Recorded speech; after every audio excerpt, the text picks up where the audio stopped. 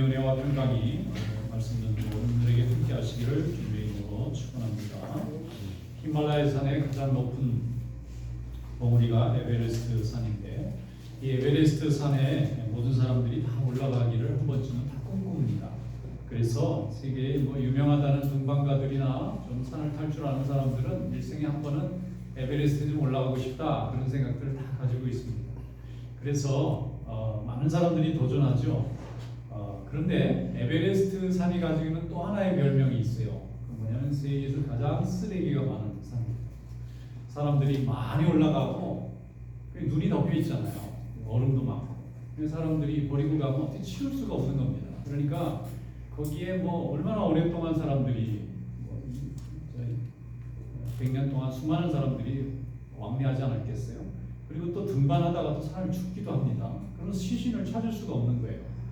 그럼 이 시신들이 어디 얼음에 있는 거예요. 그래서 가장 시신이 많이 묻혀 있고, 그 다음에 사람들이 버리고 간 쓰레기가 가장 많은데, 이 네팔 정부가 거기 들어가는 입구를 핸들하는 정부인데, 거기에 보면은 한 해 한 에베레스트 올라가겠다고 신청을 하면 그 나라가 퍼밋을 내줘요. 그러면 이제 등반대가 참여를 하고 올라가는데 한 600명 정도 한 해 허락을 해준다고 해요. 600명 정도.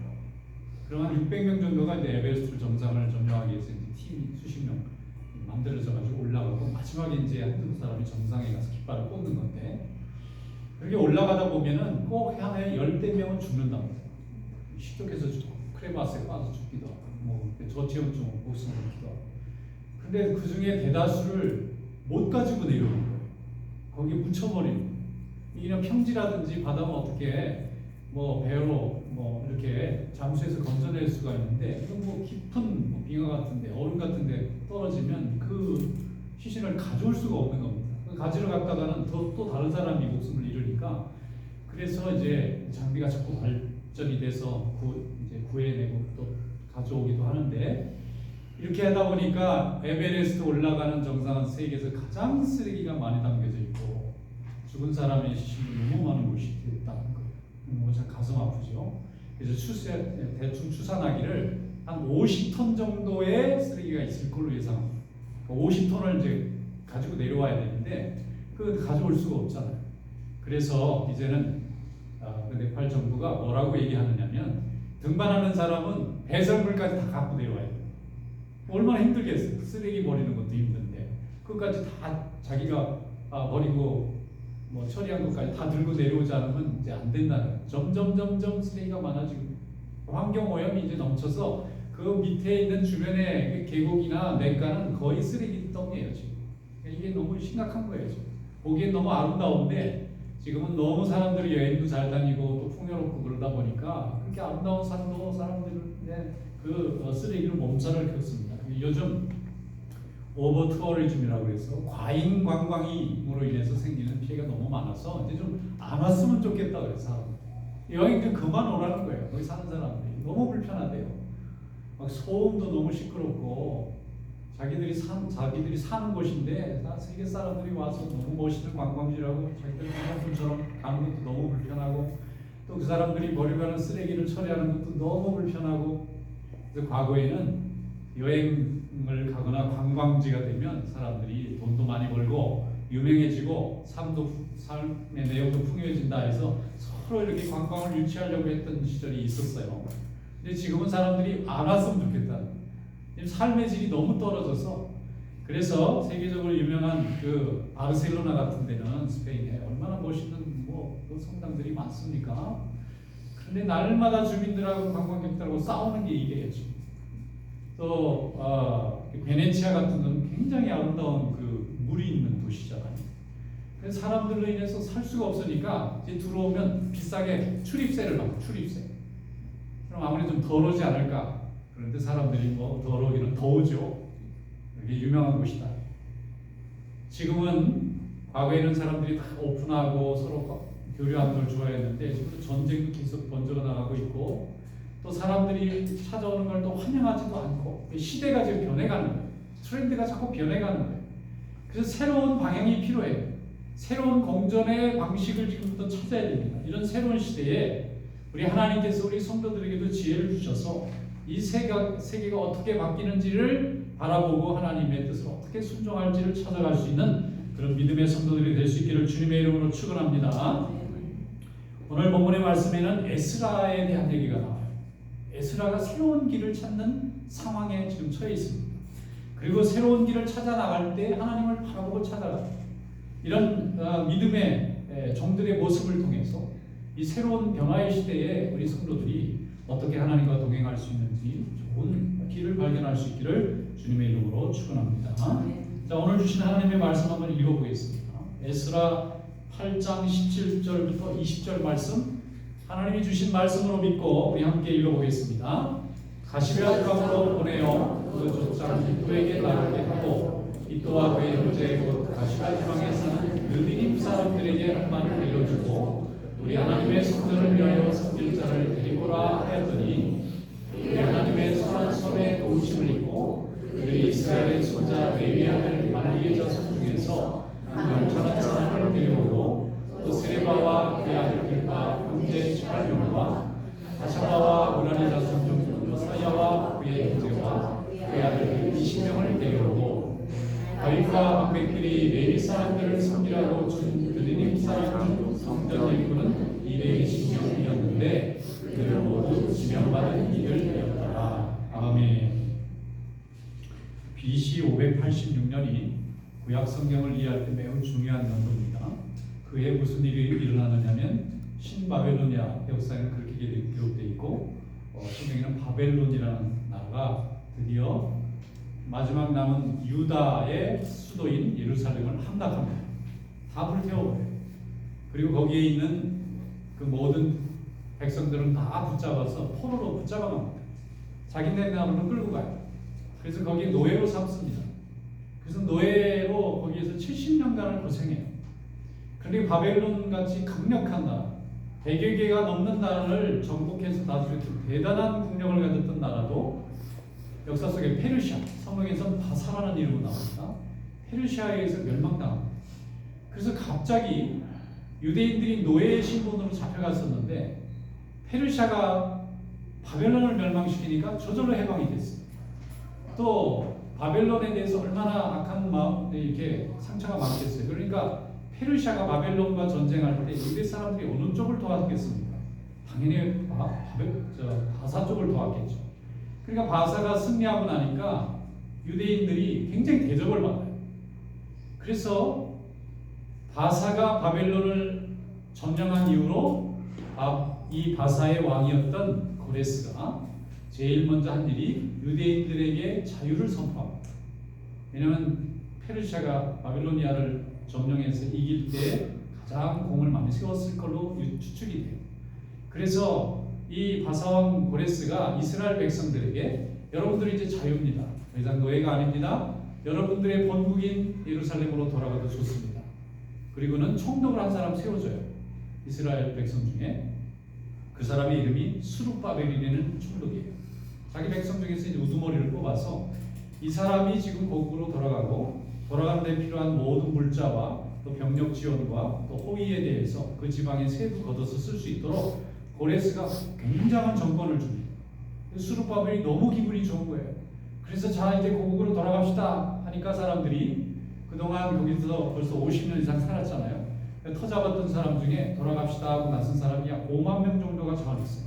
이제 고국으로 돌아가는 거예요. 이유는 무너진 예배당을 재건한다. 다시 시온산으로 돌아간다. 이겁니다. 그래서 거기 그대로 남아있는 사람도 많이 있었지만 제대로 가고자 했던 사람들이 아주 소수긴 하지만 이제 자원에서 나와요. 그래서 돌아와서 성전을 재건하는데 정치는 항상 변화하잖아요. 처음에는 다 도와줄 것 같았는데 이제 그 주변에 50년 동안 주인 없는 땅에서 터잡은 사람들, 주로 사마리아 출신의 사람들이 이제 자꾸 회방을 합니다. 이대인들이 성전을 건축하면 나라가 회복이 되고 강력한 민족이 될 텐데 나중에 다윗과 솔로몬 같은 나라를 만들면 어떡하나? 우리가 살고 있는 땅에서 우리가 쫓겨나는 거 아닌가? 그러니까 이 사람들을 못 짓게 해야 되겠다. 그래서 이 당시 최고의 강대국이었던 파사의 왕에게 투서를 자꾸 보내서 이 사람들이 반란을 하려고 합니다. 무기를 저장합니다. 왕 반역하려는 계획들이 있습니다. 증거를 잃었습니다. 자꾸 자료를 보내니까 그것도 한두 번이지 왕이 처음에는 가서 나 이렇게 살아라 했는데 자꾸 나쁜 소리를 들으니까 의심이 가는 거예요. 그래서 왕의 명령으로 스톱시켜요. 성전 건축이 진행되다가 멈춰버리고 터닫다가 끝났어요. 이게 뭐 세계에서 가장 강력한 제국의 왕이 지금 그 나라의 식민지로 살 수밖에 없는 상황인데 하지 마라 그러는데 그걸 어게인스트하고 어떻게 공사를 하겠어요? 잘못 진행하다가는 반역죄로 죽임을 당하면 어떡합니까? 그래서 사람들이 다 포기해요. 그게 바로 느헤미야, 에스라서에 자세하게 나오지 않습니까? 그러니까 이 사람들이 힘없는 나라의 서름을 겪는 거예요. 자기들이 세우고 싶은 예배당도 못 짓는 거예요. 건축이 안 되는 거예요. 건축하면 이건 왕에게 반역하는 일이 되기 때문에 짓지를 못하는 겁니다. 그렇게 하다 보니까 돌아올 때는 예배당 짓고 성전을 재건하려는 높은 뜻으로 돌아왔는데 상황이 다 불가능한 거예요.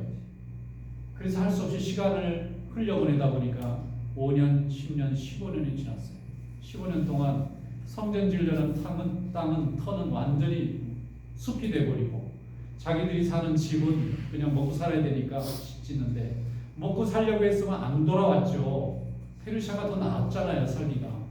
그런데 하나님 전을 짓겠다고 돌아왔는데 지금 지을 수 없게, 물론 자기들이 원해서 안 지은 건 아니지만 그걸 보려니까 괴로운 거예요. 신앙을 가진 사람들이니까. 하나님의 전은 저렇게 비 맞고 완전히 잡초더미로 덮였는데 우리는 이렇게 잘 먹고 있는 게 맞는가? 이렇게 고민할 때 학개와 스가랴라는 선자가 나타나요. 학개와 스가랴가 나타나서 막 책망하는 거예요. 여러분은 편안하게 집에 있으면서 하나님 전은 저렇게 비 맞게 놔두면 되느냐? 그러니까 사람들이 뜨거워지는 거예요.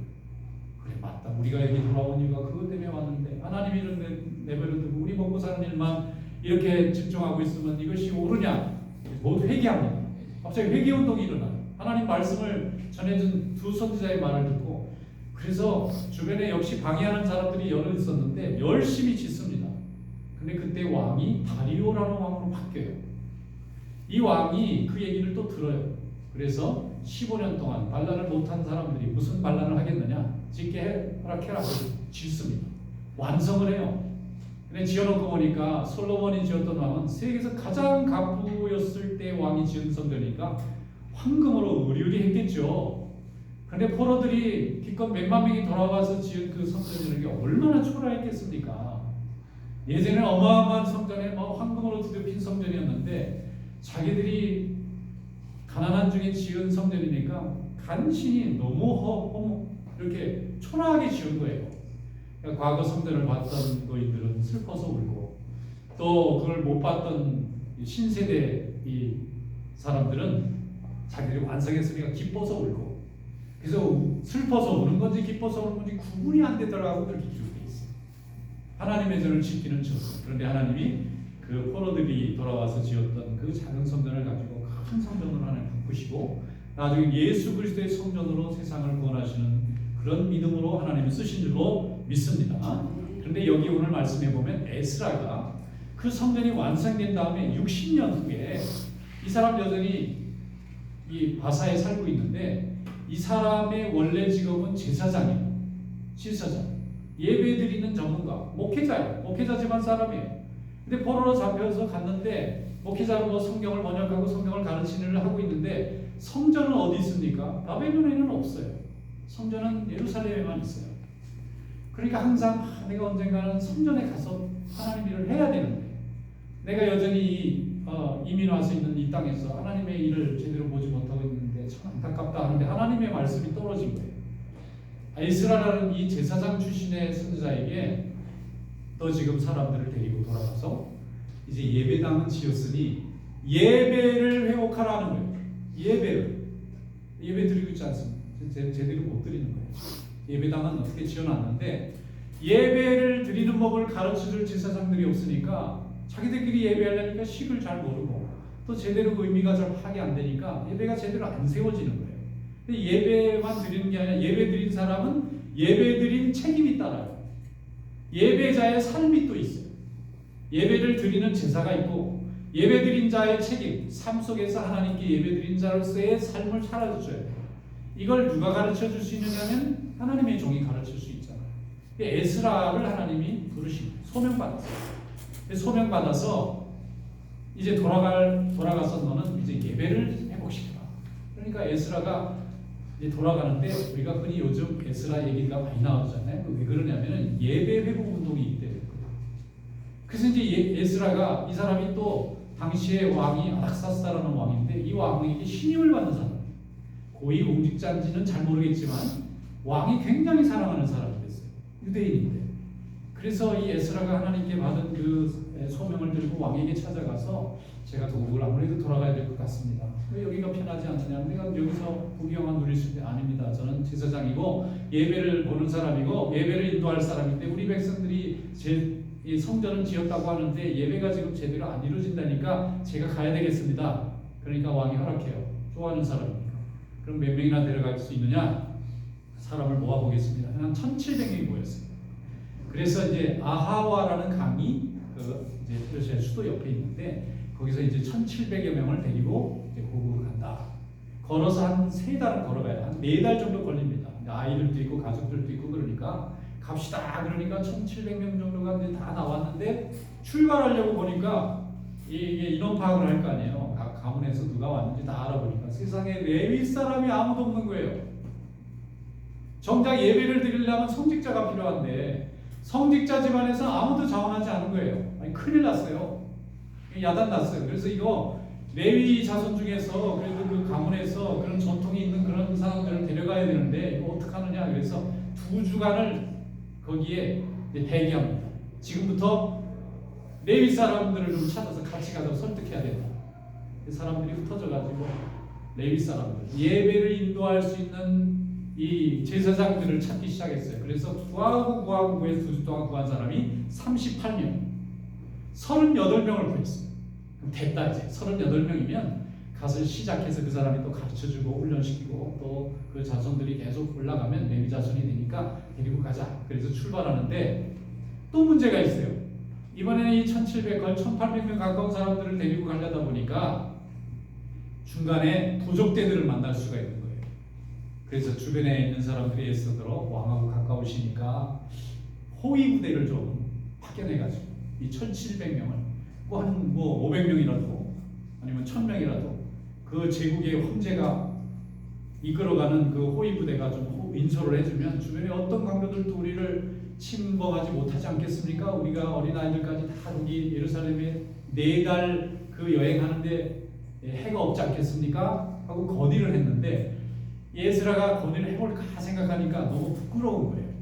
이게 하나님의 일을 하자고 가는 사람인데 왕에게 호위 부대를 좀 빌려달라고 그랬어. 그 호위를 받고 간다는 게 너무 이상한 거예요. 생각하다가 포기합니다. 우리가 강도들을 만나고 회를 당할지라도 이게 하나님이 우리를 인도하신다고 하는 고백이 있다면 왕의 호위 부대가 따라가서야 되겠느냐. 포기하고 우리 금식 기도하고 하나님 앞에 기도하고 출발하자. 그래서 사람들이 불안한데도 지도자가 그렇게 말하니까 그렇게 합시다. 그렇게 해서 모두 다 금식 기도합니다. 우리 출발하고 4달 여행길에 아무도 다치거나 감도당하고 목숨 상하는 일 없게 해주세요. 그렇게 얘기하고 기도했는데 오늘 여기 말씀에 보면 하나님이 함께 하셔서 아무 해가 없었다. 그렇게 되어 있어요. 자, 15절 말씀에 보면 내가 무리를 아하와로 흐르는 강가에 모으고 거기서 3일 동안 장막에 머물며 백성과 제사장들을 살핀즉 그 중에 레위 자손이 한 사람도 없는지라.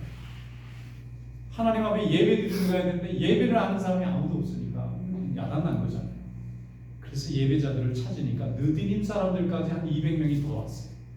레위 자손은 38명인데 느디님 사람이라는 건 레위 사람들 심부름 해주는 사람들이에요. 그러니까 성전에 제사를 드리려면 지금은 우리가 짐승을 잡아서 드리는 예배가 아니에요. 예수님이 한 번 영원히 십자가에서 보여주신 이후로 더 이상 짐승의 피를 요구하지 않는 주님이 함께 하시는 믿음의 예배로 바꿨어요. 그런데 과거의 구약시대는 짐승을 잡아야 돼요. 잡는 방법도 다 율법에 있어요. 함부로 잡을 수가 없어요. 기간도 다르고 또 그걸 처리해 주는 사람도 있고 그때 또 장작을 태워가지고 돌을 짚어야 되는 사람도 있고 또 물로 씻어야 되는 사람도 있고 이건 레위 자손들이 다 할 수가 없기 때문에 느디님 자손이 필요해요. 이 사람들이 레위 자손들이 간다니까 이 사람들 붙어 있는 사람들이니까 우리도 갑니다. 이래서 220명이 따라 나옵니다. 그러니까 이 사람들까지 이제 다 팀을 구성해가지고 이제 출발해서 이제 고국으로 가는 귀한 길이 이제 이루어지게 되는데 자 23절에 보면 그러므로 우리가 이를 위하여 금식하며 우리 하나님께 간구하였더니 그의 응답하심을 입었느니라. 응답받았다는 거예요. 정말 4달 동안 아무도 상하는 일이 없고 무슨 일인지 하나님 이웃 주변의 도적들이나 강도하는 사람들에게 두려움을 주셨는지 1700명이 아무 보호장치도 없이 4달을 걸어서 페르시아에서부터 예루살렘까지 걸어오는데 아무도 공격한 사람이 없었다. 무사히 도착한 겁니다. 이게 기도의 응답인 거예요. 왜냐하면 하나님의 일을 하기 위해서 하나님이 보호해 주신 겁니다. 사람들의 마음에 두려움을 주신 거예요. 그래서 그들을 아무도 손대지 못하도록 하나님이 보호해 주신 겁니다. 페르시아 제국은 당시 최고의 강대국이고 이미 거기서 70년을 살았기 때문에 더 다잡았어요. 바벨론에게 끌려올 때는 노예였지만 페르시아가 바벨론을 이긴 다음에는 그 중에 고위공직자가 나올 정도로 완전히 정착한 자유민이 됐어요. 심지어는 그 후손 중에서는 왕비도 나왔고 총리도 나왔어요. 에스더는 왕비였고요. 모르드게는 총리였어요. 그러니까 애굽의 총리인 요셉처럼 모르드게가 왕의 오른팔이었다가 그렇게 출세한 민족이 됐는데 그렇게 자리 잘 잡은 데서 뭐하러 자기 고국에 아무것도 없고 완전히 황폐한 곳을 돌아가겠어요? 그런데 하나님 앞에 예배를 드려야 되니까 하나님의 말씀에 순종해야 되니까 그들이 모든 것을 포기하고 하나님의 뜻을 향하여 나아가기 위해서 나간 것입니다. 그래서 하나님이 그들의 기도를 응답하신 겁니다. 여러분 오늘 이 에스라의 하나님께 순종하는 과정은 우리에게 기도를 어떻게 해야 응답을 받는지를 잘 가르쳐 줍니다. 오늘 이 은혜가 함께 하시길 축원합니다. 첫째는 하나님이 기뻐하시고 원하시는 말을 선택하는 용기가 필요해요. 페르시아에 남아있을까? 험악하고 힘든 고국으로 돌아갈까? 그런데 이곳은 하나님께 드릴 성전이 없어요. 하나님께 드리는 예배가 없어요. 여기는 이방 사람들의 세상입니다. 그리고 그곳은 그 나라 사람들이 섬기는 신을 섬기는 곳이에요. 거기는 하나님께 영광 돌리기 굉장히 어려운 땅입니다. 그래서 하나님 앞에 예배드리고자 하는 땅으로 가야 되는 거예요. 그런데 그들은 포기하고 하나님이 기뻐하시는 바를 선택했습니다. 두 번째는 그들이 하나님 앞에 돌아가기 위해서 사람을 모아요. 1700명을 모으고 레위 자손이 없으니까 레위 자손을 찾아내고 레위 자손을 돕는 느디님 사람 220명을 찾아냅니다. 하나님이 원하시는 예배에 아무 지장이 되지 않도록 필요한 모든 예배의 인력들을 모두 다 모으는 수고를 마다하지 않습니다. 자기들이 가지고 있는 재산 다 처분했을 거예요. 자기들이 가지고 있는 땅과 집 다 팔았을 거예요. 이제는 모든 것을 하나님 앞에 맡기고 가나안 땅에 이 아브라함이 새로운 땅을 찾아가는 마음으로 다 나섰을 거예요. 이렇게 준비가 된 후에 기도한 겁니다. 기도의 순서가 하나님의 뜻을 따르고 다음은 내가 모든 것을 희생해서 준비하고 그리고 내가 하나님 앞에 기도할 때 하나님이 어떤 대적들도 우리를 해하지 못하도록 하나님이 지켜주셨어요. 그리고 돌아가서 예배를 회복시켰습니다. 그리고 민족을 회복시켰습니다. 그리고 하나님의 구원의 역사를 회복시켰습니다. 오늘도 하나님은 우리를 그렇게 부르시는 줄로 믿습니다. 마태복음 25장에 예수님께서 10처녀의 비유 가운데 지혜로운 5처녀에 대한 얘기를 하셨어요. 어리석은 5처녀는 등을 가지고도 기름을 준비하지 않았어요. 등을 가졌다는 사실만 기분 좋아요. 지금 자기가 선택받았다는 거, 그 잔치를 밝히는 특별한 임무를 맡았다는 거기에 그저 기뻐가지고 그 등을 킬 준비를 해야 되는데 그 등을 키려면 기름을 준비해야 되잖아요. 시간이 있을 때 충분히 기름을 준비해 놔야 되는데 신랑이 왔는데 기름을 준비한 처녀들은 잔치에 들어가서 그 잔치를 준비하는 중요한 인물들이 됐지만 기름이 없는 사람은 그제서야 기름을 찾으려니까 닥쳐서 찾으려니까 찾을 수가 없어서 들어갈 수 없었다는 얘기죠. 마태복음 25장 4절에 말씀합니다. 슬기 있는 자들은 그릇에 기름을 담아 등과 함께 가져갔더니 하나님이 기쁘게 받아주셨어요. 그런데 기름을 준비하지 못해서 등은 들었으나 불을 밝힐 수 없던 사람들은 내가 너희를 도무지 알지 못하노라 하고 거부당했습니다. 쓰임받지 못했어요. 여러분 지금 이 시대는 변화의 시대입니다. 과거에는 사람의 문명과 사람의 기술이 대우받고 또 그것이 영광이 되는 시대였지만 시간이 갈수록 그 결과는 헛된 거라는 것이 자꾸 증명이 되는 거예요. 이제 우리가 소망을 둘 것은 오직 하나님 한 분밖에 없는 줄로 믿습니다. 이제는 예배를 회복될 때입니다. 인간의 능력을 신뢰할 때가 아니라 인간을 능력 있게 하시고 또 하나님께서 선하게 하신 하나님을 바라보는 시대로 변화가 갈 줄 믿습니다. 그래서 베드로는 하나님 앞에 나오기 전에는 고기 잡으러 다니던 사람이었어요. 고기 잡는 게 인생의 소망이었어요. 주님을 만난 뒤에는 사람 잡는 어부가 됐습니다. 사람을 잡는 사람이 됐어요. 또 사도 바울은 예수님을 만나기 전에 사람을 정말 추적하러 다니는 사람이었어요. 사람 사냥꾼이었어요. 그들을 잡아다가 벌 주고 감옥에 가두는 게 그 사람의 인생의 삶의 보람 같은 거였어요. 그런데 그가 예수 그리스도를 만나고 변화된 뒤는 정말 자기 자신을 주님의 영광을 위해서 희생하고 내어놓는 아름다운 삶으로 하나님이 바꿔주신 줄로 믿습니다. 이 시대는 하나님이 섬길 자를 찾습니다. 이 시간은 예배를 찾습니다. 우리 성도들은 예배에 훈련된 사람들입니다. 우리 성도들은 하나님 앞에 찬양으로 훈련된 사람들입니다. 이 어두운 시대에 하나님은 예배로 준비된 자들을 찾으세요. 그래서 우리가 하나님 앞에 부름받고 쓰임받고 이 시간 영광 돌리게 된 줄로 믿습니다. 어떤 분이 굉장히 이렇게 독서도 잘하고 공부도 잘하고 뭐 이런 걸 열심히 하는 분이 계신데, 이분이 열심히 뭐 유튜브도 들어보고 뭐도 들어보고 많이 들어봤는데 많이 들으면 들을수록 이분이 하는 얘기가 골치가 더 아프대요.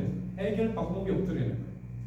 그런데 성전에 나와서 하나님 앞에 예배드리고 말씀을 들으면 해결 방법이 떠오른다는 거예요. 하나님의 말씀이 앤서인 줄로 믿습니다.